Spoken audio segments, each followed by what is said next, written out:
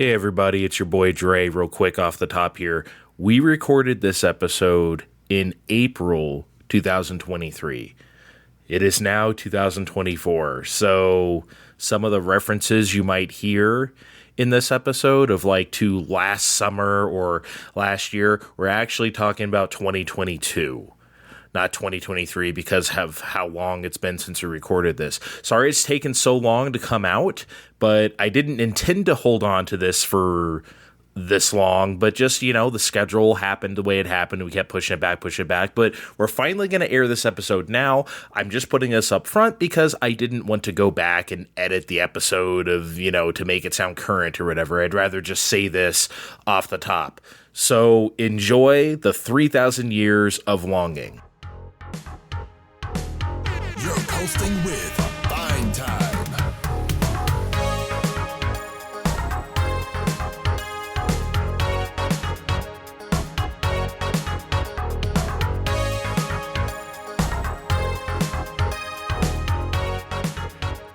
Hello, party people.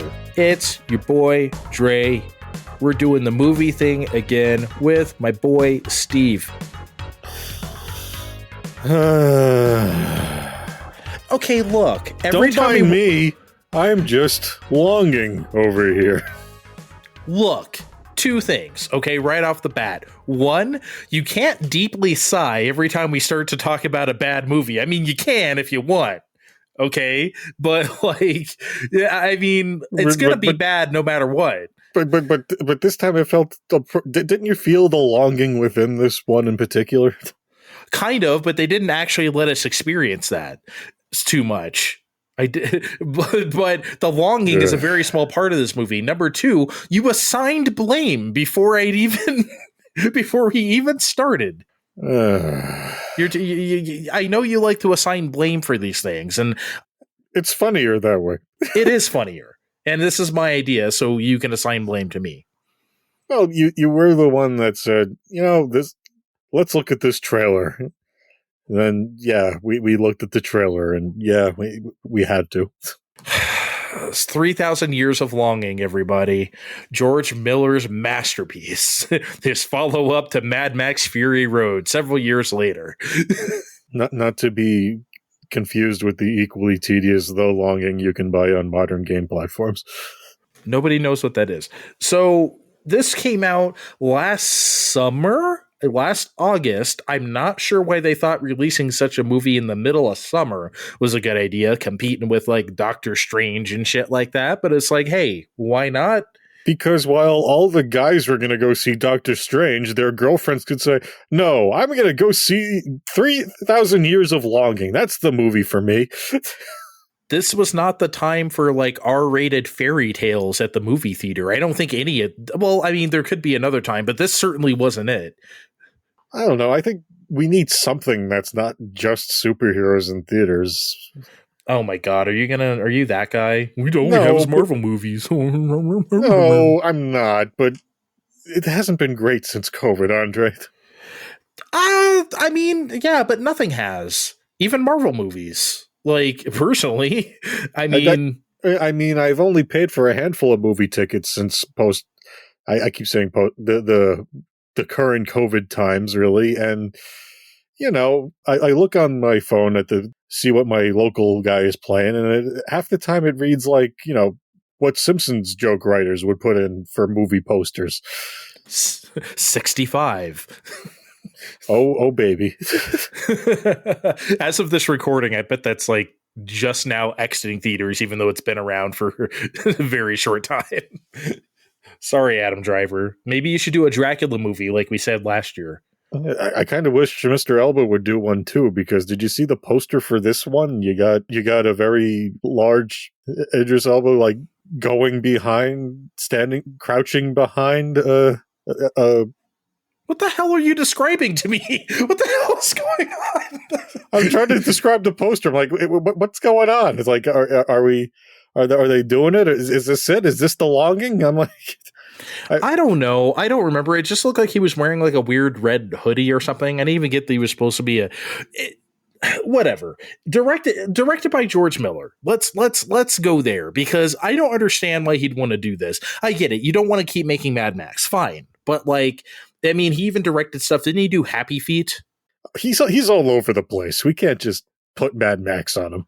Right. I get it. But like, man, why did you want to do this? Maybe that'll become apparent as we talk more about it. But I mean, the knee-jerk reaction is work, but you know.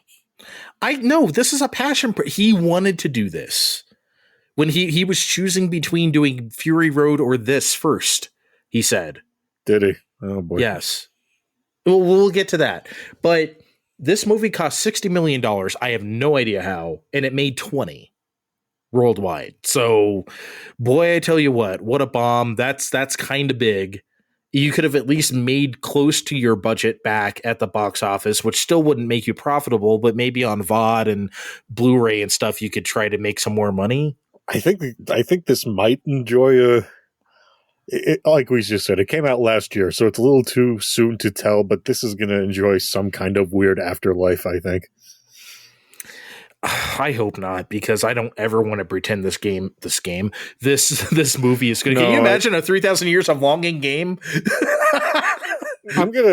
Because I mean, if we're here in another decade and people online are going, 3,000 Years of Longing was pretty good, actually, I got a lot here to point at to say, what the fuck are you all talking about? Different movie than we saw. So, okay, obviously, it's very clear we didn't really like this movie, but I thought there was a chance that we could. So, like, because it generally got positive reception from critics, not that that makes a movie good, but, you know, people seem to like it for the most part. And seeing that trailer both made us go, oh no, we are absolutely talking about this movie because it looks so bad. But as bad as it looked, I figured there could be a chance that I could accidentally like it, because look, it's Idris Elba and Tilda Swinton is good, and like any movie could be made to look bad with a trailer, right? So I thought, like, okay, I didn't necessarily have hope that it would be good, but I was willing to give it a chance despite how it looked on the surface. That was a mistake. Oh, well, you know, I saw the trailer too. I'm like, I just knew this was going to be bad, even with our stars, even with George Miller. I'm like, and you know what? I figured the two of them, maybe they'll bring us some silver linings along the way. But I mean, he wasn't bad though. Idris Elba wasn't, like, he played the part. Like he was interesting. He was an interesting character stuck in a really boring, like, story. Can we give it that? I mean, yes, but come on. You know me. We can't just say the actor is here, therefore the movie is good. I never fucking... Can we give credit to the thing that's actually good in the movie? Fine. Jesus Christ, before we shit on it for the next hour, or however long this is. Look, we both saw the same thing, right? We just saw all three of their names in the plainest font they could ever see, like... The opening credits? And then the opening credits is just like the placeholder one, like, oh yeah, we'll just go in here later and change it to what it's actually supposed to be, and they never did.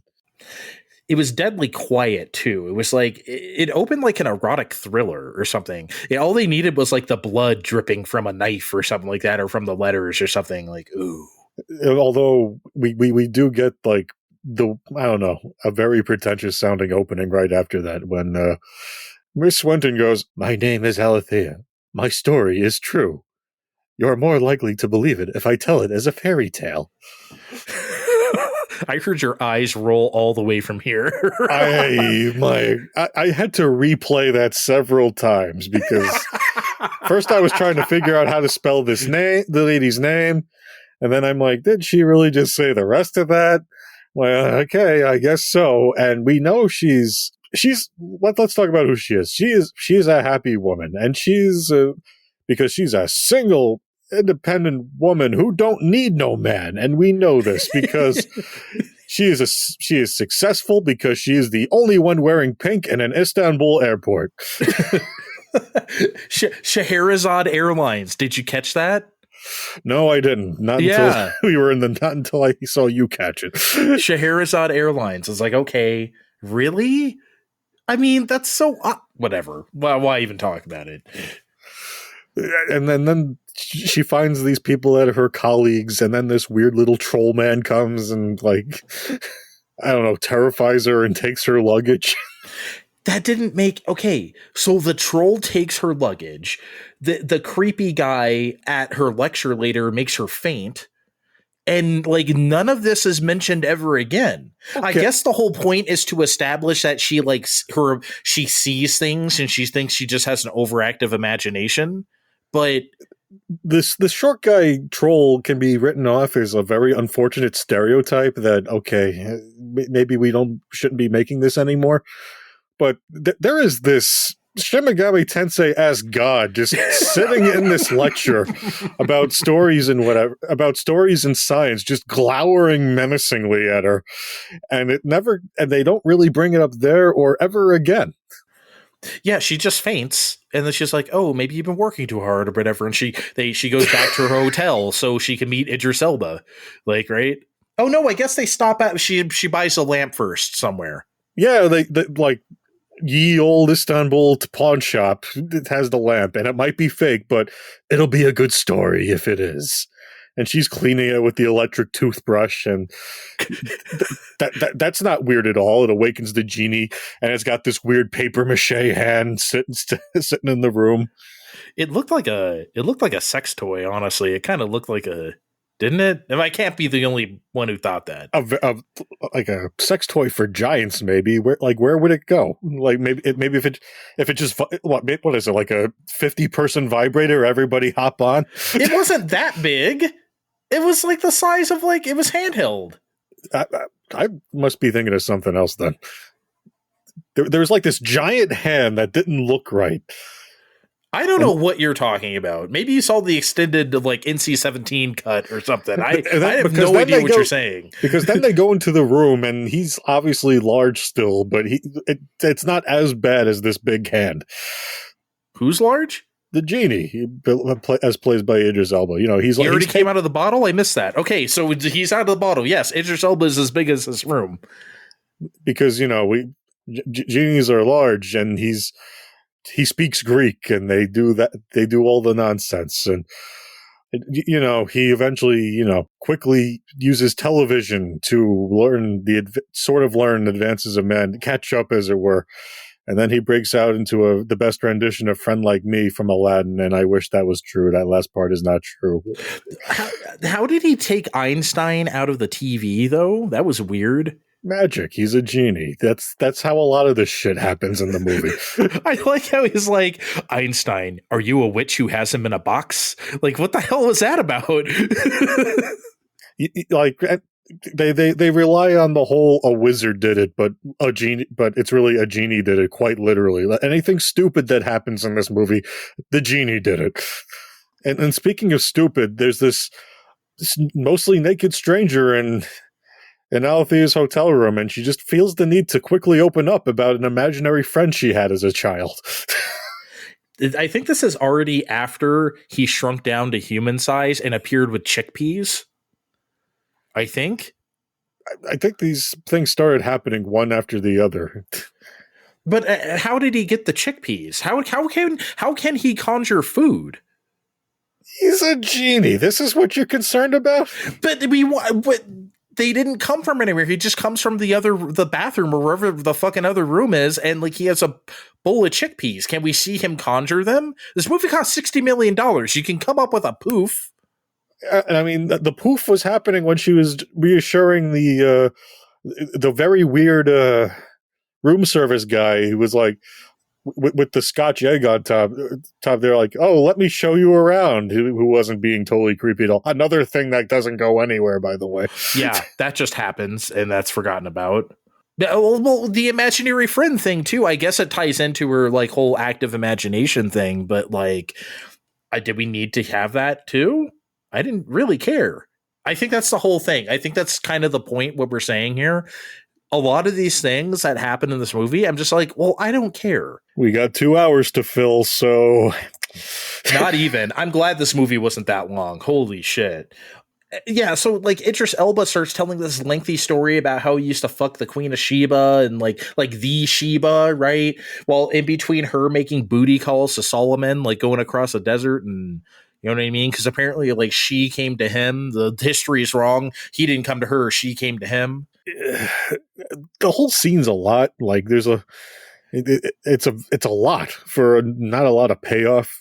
It's very dreamlike visually, but the whole thing feels very unsatisfying, and maybe that's the point. He's had a very unsatisfying existence, and this is us watching it. But I don't know. Maybe you're telling the story. Maybe embellish a bit to make it interesting for us at home.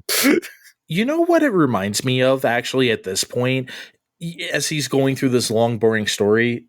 What's that 80s movie? It's about a mermaid. They find a mermaid. It reminds me of one of those one-trick 80s movies where they just have like one thing and it serves no other purpose than to just be that thing. Here's a mermaid for 90 minutes. Okay. Yeah, let's put some ice in the bathtub for the mermaid. Okay. And then that's the whole movie. You know what I'm talking about? Like, it has that like 80s energy to it that's like not desirable. For our viewers at home, the movie Andre is probably talking about is Splash. Please do not add us in the comments about this movie.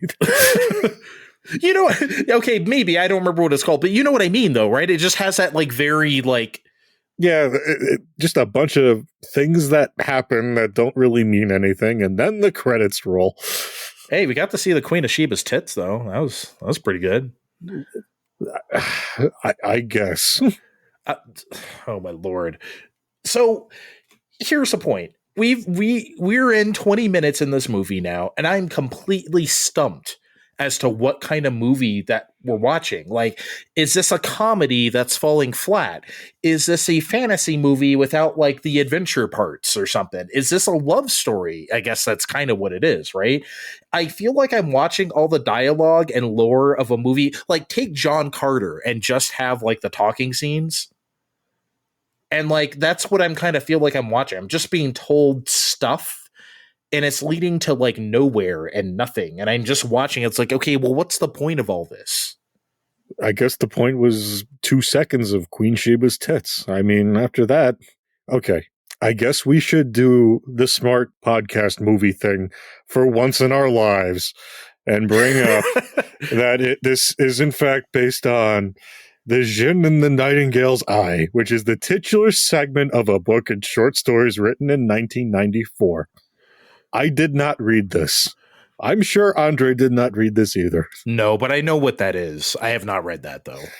And without having read that, I could already say that this story that we're engaged in now very much resembles 1001 Nights, the very famous collection of tales which, you know, framed by the vizier's daughter staving off death at the hands of a misogynistic sultan by being really good at storytelling. And that's kind of what this is. He's stalling for time because Alethea doesn't want to make wishes, and she's like really trying to convey that it'd be nice if she did. And we're all sitting here like, it would also be nice if these stories were good, but we're all just kind of stuck. I do like how he laid out the genie rules real fast. I can't make him immortal. I can't do this. I can't, you know what I mean? I can't kill everybody. I can't, you know what I mean? You got to be reasonable here.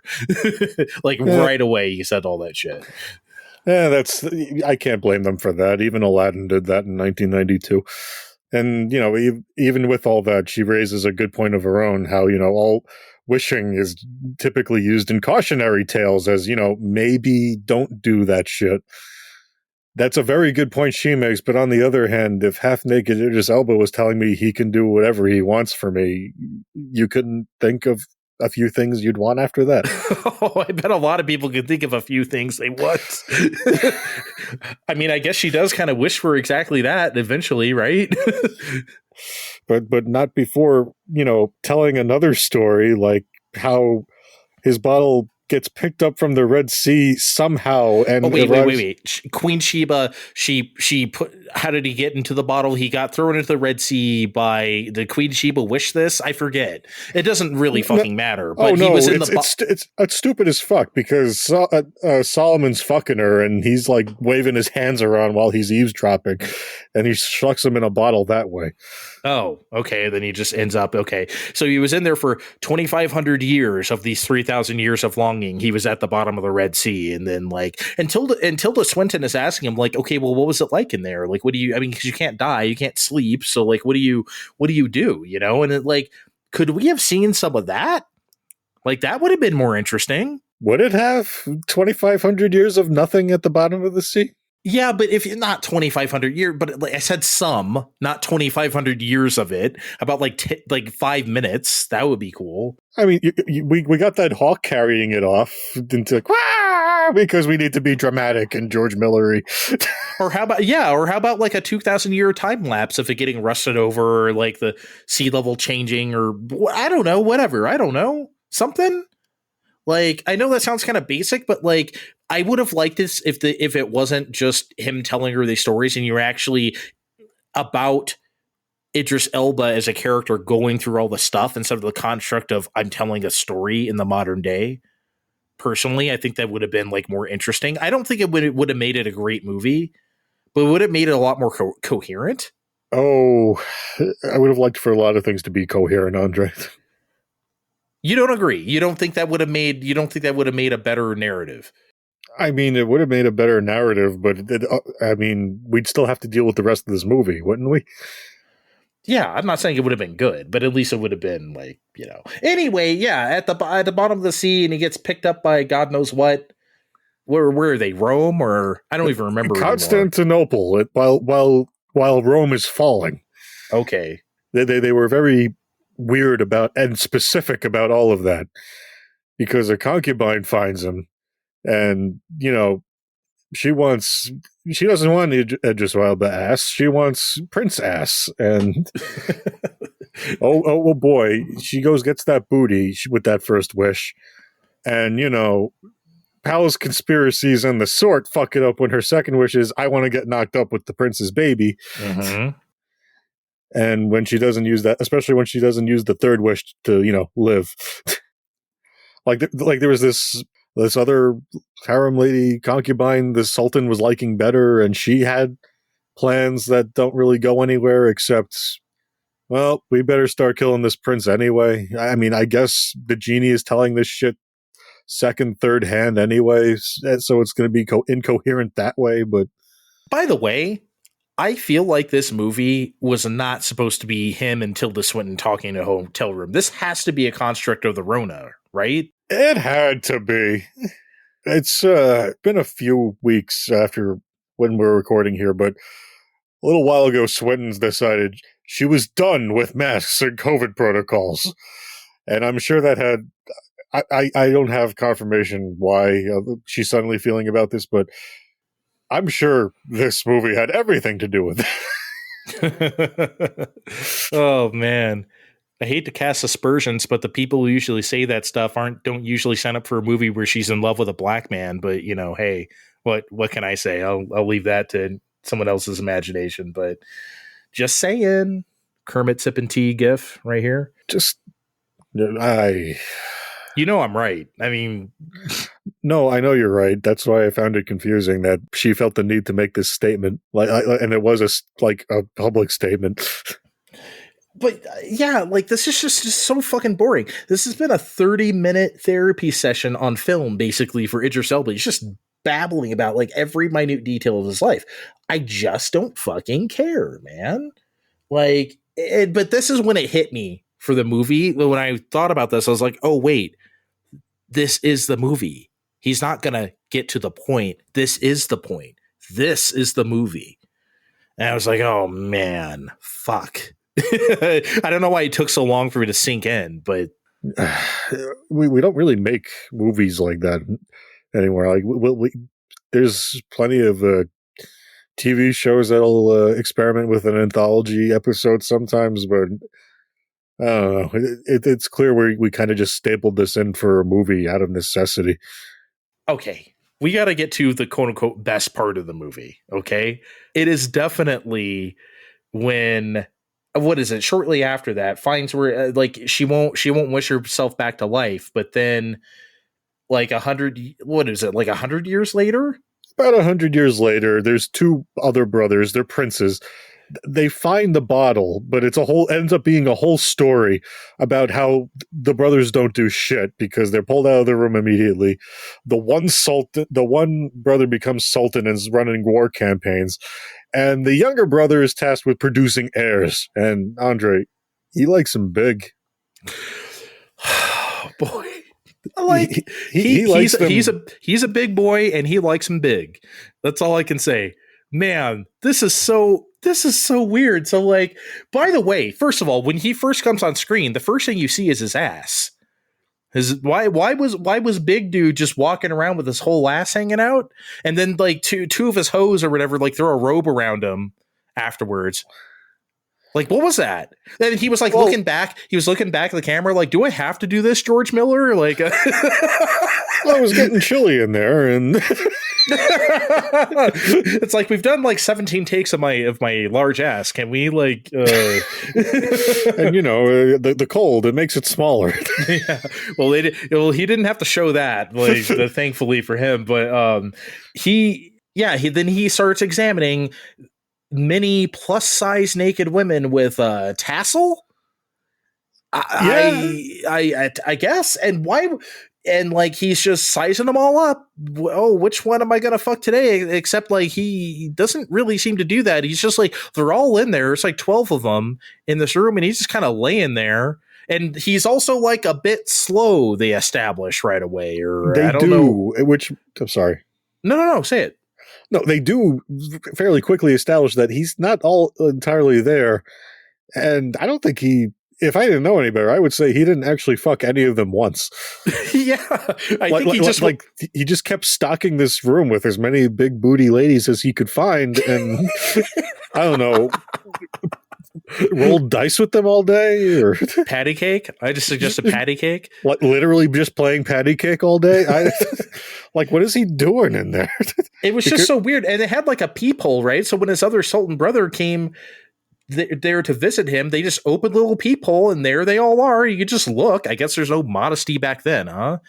They're all naked, but you never catch them in any other compromising position other than, oh, they're nude. At least Solomon was fucking, right? This Solomon was fucking. This guy was not. Here. Yeah, big boy here was not. And like, why was his hand so like wet? I don't know. When they called him over, that was so weird. I guess we don't want to know, right? But like, why is there a peephole for an orgy room? How could a simpleton like this produce a child? Did they just think like him locking him in a room with 12 of ladies of his choosing will just eventually he'll figure out what to do? I mean, it works for other people, I imagine, but he doesn't know how to fuck. Like, but we established he's slow, so he's probably just having a good time in the most platonic way possible. Yes, that's all he wants. Because we never, not that we need to see any of them being pregnant or producing a child, but we never do see it. Capping off this whole big girl thing, I think George Miller has a thing, because if you remember in Mad Max Fury Road, all the women who were being milked.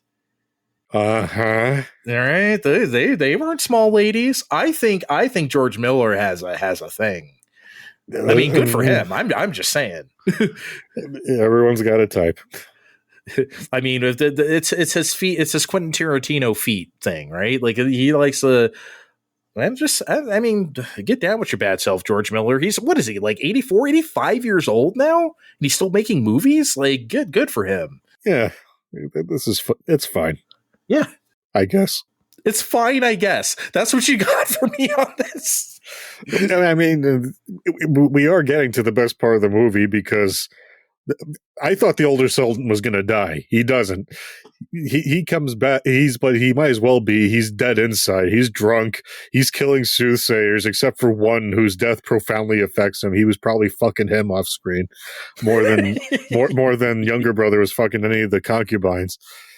And then he stumbles back to where he was when they were as a kid, and you think, oh, this is where he's going to find the lamp. This is the point of the story, except he can't open the door, and he gives up. So he just goes back and drinks himself to death. Oh, boy. Yeah, that was... the end. No, not the end. But not really. Younger brother takes the throne, and he appoints one of the large concubines as governor, Sugar Lump. Sugar Lump. I cannot believe her name was Sugar Lump. And she goes into this abandoned room to bathe, and she slips and cracks open the one tile that the lamp happens to be under. Of course, she's very familiar with how these stories go, so she's like, no, and she just tosses the bottle in the bottom of the ocean again. Best scene in the movie, right? Best scene in the movie. Easy. Right? No, yeah, I can't fight you on this. I'm deciding for you. There's no deciding about this. In a movie where a series of nothing is happening, this was the best of it. Yeah, that was the only point where I was like, oh shit, I gotta see what happens next. You know what I mean? But yeah, I like how swift she was with it. She's like, no, fuck this. I already know how this goes. I wish I never met you. Bye. And chucks it. And that, like, talk about the long build up to nothing.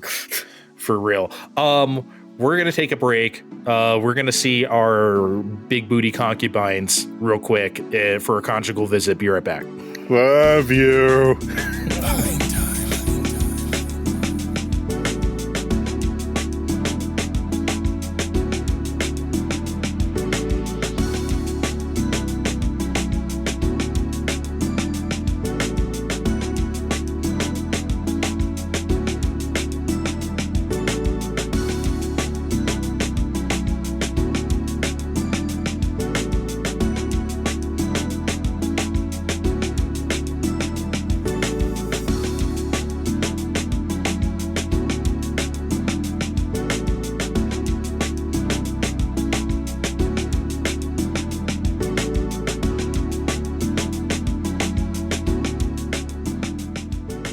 All right, we're back. How were your concubines? Mine were fine. They said hi.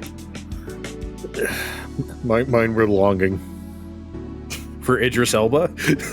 I don't know. I just asked them how they were doing, and they said they were longing.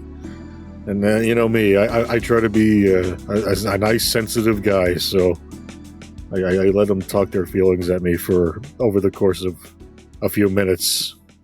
They each told me a story about how their day was. And now we're back here. Doesn't that sound like a fun premise for a movie? Yeah, it sounds great. Sounds great. Ship it, George Miller. Yeah, speaking of George Miller, midway through like this last scene we were just talking about before break, I had to know what George Miller was thinking. I had to, because at this point, this movie was pissing me off. It was boring. Yeah, I had Sugar Lump was fun, but that was it. By the way, should we have mentioned Sugar Lump was naked the entire time? She was not wearing a single cloth this entire appearance. Okay, she was the only one with a name, but I don't think any of them were wearing anything that resembled clothing. No, not even close. Well, because, actually, before we were talking about this, watching this, I was like, why is this rated R? It just seems like a weird little, like, you know what I mean? I didn't understand. Then came in the big booty bitches. Yeah, but I didn't know there was. How rare is it though that a movie is rated R, like literally just for nudity? There's no other reason. There's no violence. I mean, there is violence, but not for why you think. There's no violence. There's very little violence, and it's very brief, and you don't really see it, right? And like that's it, just nudity. It's incredible. And bad sex. But midway through this last scene, I had to know what George Miller was thinking. So I went scouring the internet at this point for quotes from him on this turd of a movie, and I found one quote. I'll just read it verbatim. I'm sorry I don't remember what it's from. I think I found it from Variety or something, because they're a small publication that needs our big ups. Hang in there, Variety.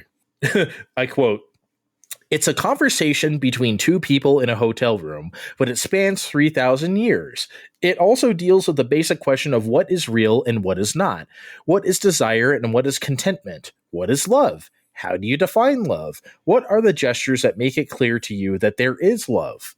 One of the characters is mortal and the other character can live indefinitely. What are narratives? What's the connection between mythos and science? She explains that mythos is what we knew back then, science is what we know so far. They are part of a continuum. All those things were inherent in the story, and I couldn't let it go. Dude, look. Here's it. Go. You know what? Go ahead. Okay, first off, we know that last part because they emphasized it a lot in that lecture where Shin Megami God shows up. Is never mentioned again, yeah. And is never mentioned again. Like that's what she's talking about. Like, you really needed to tell us what was in the movie to explain why we're in the movie? I get that. I get all these things from the movie, though. Everything he's talking about is in the movie. So it's not bullshit. It's just that, like, you told it in the most boring way possible. I mean, he's technically not lying. It certainly felt like it spanned 3,000 years in real life. I'm so glad this movie wasn't long. And oh my god! And he says he couldn't let it go, and I wish some of it was. You know why? He's still telling stories that go nowhere, Andre. But if you're going to tell stories that go nowhere, make it Mad Max. Like, come on. Somebody stab a guy. I mean, Jesus Christ. None of this off screen, the prince is dead bullshit. Yeah, like, you're already rated R. You might as well add some action to it. I mean, geez. After trying to game the system and for a few seconds, like, I want to eat this coffee. I want to eat this cookie. I want to drink this coffee. And, like, you know, she tries that bullshit. That obviously doesn't work. And then she accidentally utters that she sort of wished she never met him. Which is weird because it's enough to break the bottle a little bit, but not enough to actually do the wish. And that's our lead into the next story about another lady who's totally not an analog for Leonardo da Vinci. But they mentioned Da Vinci in this thing, right? But I guess she's just female Da Vinci, I guess, with her husband that gives her the worst sex ever. I mean, she uses her wishes for knowledge, which she uses to make bottles. That's a good thing to do with knowledge. And I guess, yeah, as Andre just mentioned, there is a husband. He doesn't fuck her very well. But really, who needs sex when you have math? She's really good at math. But she's hit I'm sorry, what? I was just going to say, what about the scene where literally they're having sex? They show him having sex for 2 seconds, where she's just literally just bored staring at the camera while he just thrusts like very like shittily behind her, and that's it. He's doing his best at 87. Yeah, but she's just like, so like, can he just be done? Like, I'm over it. I mean, she is over it because she's hit this roadblock with this super math formula. So she wishes to dream while awake or see as Jin do. And this eventually pans out into carrying his child. This is when Elba starts participating in, minor domestic abuse by saying, no, don't make that third wish to make me go away. And then she does make the wish to say she forgets she ever met him. And that doesn't count as that wish he needs to make to free him because them's the rules. Unlike other things where the third wish will set the genie free, but the movie needs to keep happening, I guess. All of that was just so, I mean, like, I actually thought this was the best story, if you will, in my opinion. It was the most interesting one because it was actually about what George Miller is trying to say this is about. It's about love. This should have just been a love story. I didn't need all the other bullshit. It should have just literally been about the women and all this, like, he was in love with or has been involved with over time. Like, we joke, we just want to see, like, just tell us about Idris Elba fucking. Honestly, that should have just been the movie. I mean, there are different kinds of love, Andre, and that's what we saw throughout the movie. It gets more abstract along the way with the big booties in the third story, but, all love is valid. Something just occurred to me. Fuck you, first of all. Something just occurred to me when I was watching this scene. When Tilda Swinton was telling Idris Elba about her first husband before she neatly put that entire part of her life in a box in her basement, because literally it's what she did, and wrote his name on it. And it was like a book, almost like a scrapbook. Was there a baby name there? Was she Prego at some point? And then she's like, well, and then it all went away or something like that. And then that wasn't really mentioned anymore. Am I crazy or am I making that up? I don't know. Maybe that did happen, or maybe I was checking out, or maybe your brain was just trying to create a better movie than the one that was happening around us. Maybe I could have sworn that's weird. I don't know. Maybe I made that shit up. Anyway, finally, more than an hour in, she finally makes a wish. Yes, she wants to love him, and for him to love her back. She wants to feel the longing. Andre, the 3,000 years of it. Even though they just met a few hours ago, she wants this. And so he whisks her away into the lamp for something that might have passed as a hot scene in the 70s. I don't think it would have. And then secondly, remember the last year we watched Dracula 1979. Remember the lovemaking / turning scene from that with the lights just so and the strobe and the whole bit? You needed a dramatic scene like that, I think, when they finally got together, not just they're misty and inside of the lamp, I guess. Well, they borrowed the smoke machine from the 1979 Dracula. That's the carry along. That's where the smoke came from. The smoke in that movie was fucking excellent. Both those movies, 92 and 79, had great smoke. This is nice. I'm not gonna lie.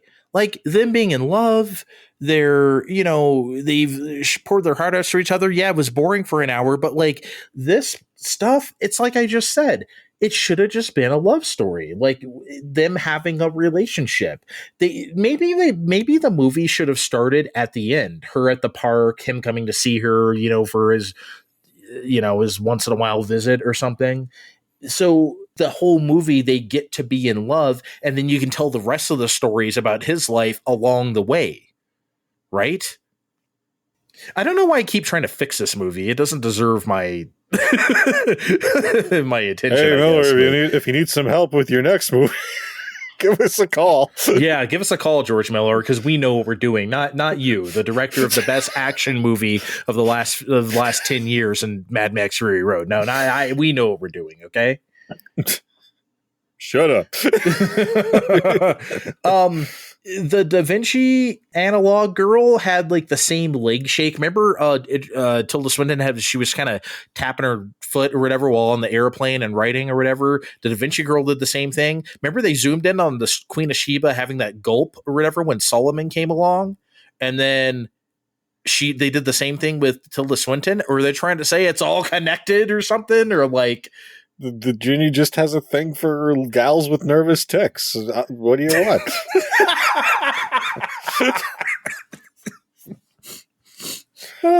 If it were actually that would have been more interesting. Oh my god! I wish it was more interesting because. But what did you notice this? I'm not crazy, right? No, okay. No, well, I didn't notice that, but I believe you. It absolutely. Well, don't you remember on the Queen of Sheba? Gulp. It was such a yeah. No, I noticed those things, but I didn't put them together. It was weird. I don't know why I don't know what he was trying to say with that, but whatever, I guess.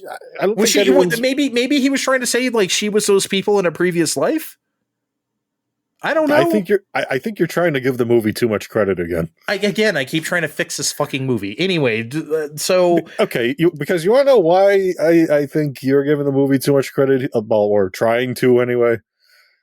Because I would have been done right about here, where she's trying to go home now, and local airport security is picking up the bottle and they're putting it through the X-ray, and we're supposed to feel bad because this might have almost killed him because electromagnets or some bullshit. They grazed this over briefly early on, but we don't have enough information for us to go, oh no, he might be dead now.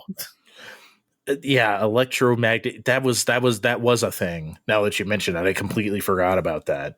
But like, anyway, yeah. But she's freaking out about that, and like, they may as well not even have that scene. Because we didn't even see her quote unquote put him into the bottle. So it's like I didn't really understand that was the point of that scene. I guess I was supposed to infer that, but I didn't really get it until it was almost over. See, and this is where my brain felt like maybe the movie should have just ended here because I'm checked out because I feel like the natural structure of the movie as presented, not the one that you're trying to make, was he tells the stories, they get together, or they don't. But then either way, that should have been the end of this, not what happens now, because everything that happens now feels like, oh shit, we got to pad out this runtime because. See, but unfortunately, I think this stuff is the best parts of the movie. Them just being a couple. Okay, but we waited a long time to get here. Exactly, which is why I'm saying that should have been the fucking movie. That's my whole point. That was my whole point of saying that. But anyway, what happens, Andre? What happens after they got home? I gotta take this part. So their new home. They get back to London. He's in her backyard patio, shirtless and being rained on, because as Idris Elba is wont to do when you have a Idris Elba, and then her incredibly racist neighbors start nosing in from the other building on the second floor, like saying like how, blah, blah, blah, sheep belong on land and fish belong in the sea and whatever, like, very racist shit. And she's telling them to fuck off. One of those racist ladies calls Tilda Swinton a fuckface, which is like the only cuss in the whole movie. I don't even think they actually saw Elba standing there. I think he was hiding himself, and they were just being racist because, oh, it's the story lady. What? Yeah, no, yeah. I don't think they saw him. I'm just saying they were being racist because they saw him. They were just being racist. I was like, oh, it's a good day to be racist then. Like, and why are they living in London? Like one of the world's like most populated and like worldly cities. Shouldn't you just go out to your lily white countryside, like cottage? Like white people in America move to the suburbs. You know what I mean? Like go somewhere else. Why are you in London? Because they're grandfathered into that very expensive flat they bought. And if they move now, it'll be too expensive. Yeah, but then like Idris Elba conjures more chickpeas off screen that we still don't get to see, and then she takes them over to the bigots next door, and then and Idris Elba's there, and she introduces them, and they just look at him like, oh boy, like the looks on their faces were like, I mean, it's an appropriate reaction. I mean, look, if Idris Elba came to my door, I'm just saying, what can you do? And brought you chickpeas. Yeah, I mean. Yeah, we are disappointed though. We were asking each other as we often do, is Idris Elba or Tilda Swinton going to say fuck? And neither of them did. I was hoping for one of each. How did this movie cost $60 million? How? None of those flashbacks looked that expensive. Have you tried buying enough chickpeas for Tilda Swinton and Idris Elba during a pandemic? No, I have not. $60 million worth. They're all doing this movie as a tax write-off. The whole budget went to chickpeas.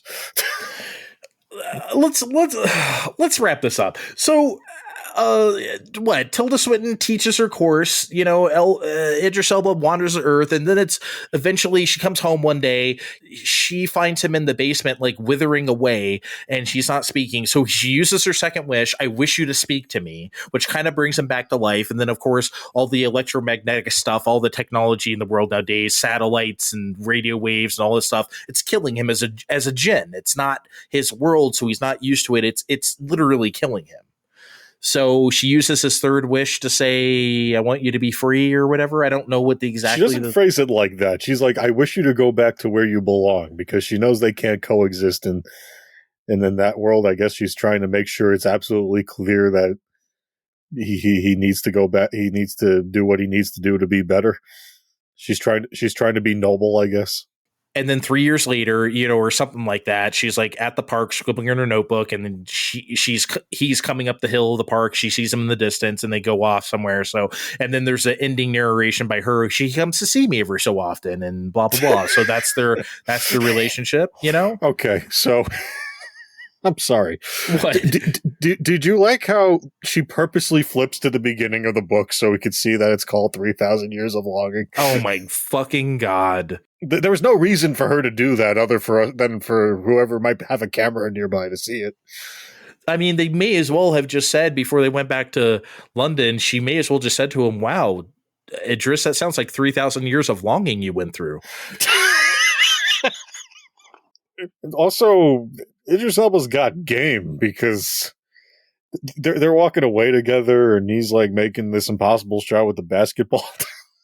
Oh, the soccer ball. He kicks it off the... Oh, the soccer ball. Yeah, it's Europe, remember? We don't play no goddamn basketball. Look at me trying to make a movie. See, that would have been the American version. Look, I'm going to say it again. This is nice. I actually really enjoy their relationship and seeing them in love. I really do.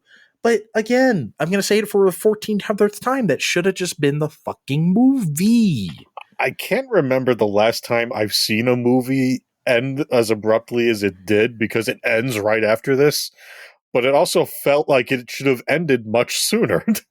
Yeah, it's weird, right? Because it should have been like, this should be over. And then when they get back to London, that's like, what, 15 minutes of the movie?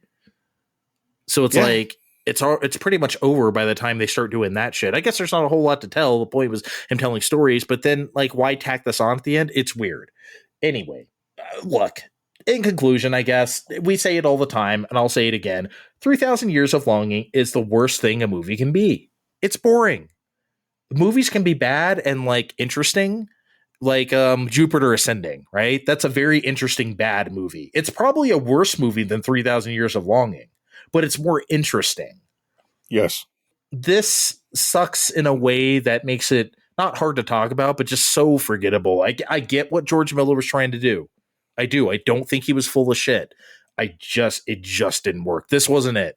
It definitely wasn't it. But the movie does have a 71% on Rotten Tomatoes. But before we did cobble up some reviews for you, but hold on. But what's your overall assessment here? Just completely irredeemable, boring. What? Yeah, no, never again. Not even the one. I wish I never saw this movie. Unfortunately, we don't have 3 wishes or even one. Nuts. But yeah, 71% on Rotten Tomatoes. But like I said, that's the reason why I thought, okay, maybe this might accidentally be good, but it was not. But that means a fair amount of people like this movie, which we cannot fathom. Before we get into the reviews, and we did find a few, I need to bring up this story that I found on the Wikipedia and then researched to make sure whether this actually happened or no. This had a premiere at a Cannes Film Festival on May 20th last year, and apparently it received a 6-minute standing ovation. What? There is no reason. Did we see the same movie? Because the only reason I can imagine this was because this was like this must have been the first movie people have seen since COVID happened. What? In theaters. 6 minutes? Is this one of those movies that's like popular in Europe and we're just like, fuck this shit? But I guess it wasn't popular anywhere because it bombed, but that doesn't mean that. Did Elba show up in a codpiece and nothing else? I mean, I would have stood and applauded for that. I can't imagine. Yeah, but you're right. We're just COVID. We all still have Rona brain. Anyway, 6 minutes. Read a few blurbs for me so I can groan. All right. Well, I got a mix of good and bad, although you can debate whether one of them really is as good as it is. 3,000 Years of Longing doesn't realize its romantic fantasy is a horror story, Christy Pushko of Mashable says. Actually, they do. George Miller does realize that. I feel like he does. They're not presenting it as like a rom-com or something. It's presented. I mean, it's called 3,000 Years of Longing. He does present the longing. He sure fucking does. So I don't really agree with that one, but Visually rich and thematically dense, 3,000 Years of Longing muses on romance and possession, as well as the slow death of mythology and folklore at the hands of science and capitalism, says Dilla the Roth of Observer. Dylan, fuck off. Like, what are you what are you talking about? Did you also have Rona brain when watching this? That's a load of crap, Steve. Come on. Here, I think we have a bit of a backhanded compliment. Miller asks the audience to level up its existential exploration, posing questions about the purpose of storytelling. But the film doesn't offer any concrete answers, leaving us adrift in a sea of provocative queries. I don't think the queries are provocative, Katie Walsh of the Tribune News Service. I don't think they're provocative. They just made me go like, well, I don't care. I think this was I think she was being nice. She was saying what we were, but nicer. Yeah, I have a lot of questions about the purpose of George Miller's storytelling. I'll tell you that much. But okay, we have one more here that I think nails it. 3,000 Years of Longing actually ends on a creative high note, but the path to that conclusion is filled with muddled adventures that play like something out of a 1980s B-movie. We find ourselves longing for the credits to roll. So says Richard Roper. Yes, that Roper of Chicago Sun-Times. Nailed it, Roper. Nailed it. That's perfect, isn't it? Yeah. I sure was longing for this to fucking end. No, but like 1980s B movie. That's why it was reminding me of Splash or whatever you said it was called. Yes, it was all the boring 1980s B movies, not any of the fun ones. And people consider Splash one of the fun ones. I don't know why I'm shitting on Splash so much right now. I just that's where my brain went. Join us this summer when we talk about Splash. I'm never watching that movie again. I've seen it so many times on fucking like USA or like whatever used to air it. That was on TV for a while. Oh my God. They would show it so much. Ugh. Yeah, but he's also right. It actually ends on a creative high note. That's also how I feel about the movie. The last part is the best part. I agree with you, but again, we took forever to get here, and I was checked out long before then. So was I, but at least we got like a decent-ish like last part. Because otherwise, I'd be coming on here being like, "This is one of the worst pieces of shit I think we watched for this show." That last part kind of redeemed a lot of it. Not a lot of it. I'm just saying it brings it out of the complete cellar. Yeah, but not enough to say you should watch it. Oh, I would never recommend this to anybody unless you really like a certain type of female body type, which, good for you, but no judgment. Yeah, no judgment. I'm just saying I don't think I'd be watching that just for this. But if you like that, I'm still going with no.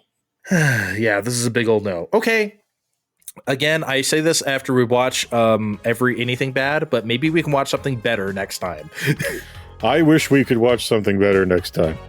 Also, I wish everyone listening would tell their friends to sub to Fine Time Podcast on your podcatcher. And then I wish you just kept listening to all the episodes. You think they bought it?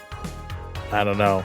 We'll see. We'll see if the numbers tick up after we air this. Good night, everybody. You've been listening to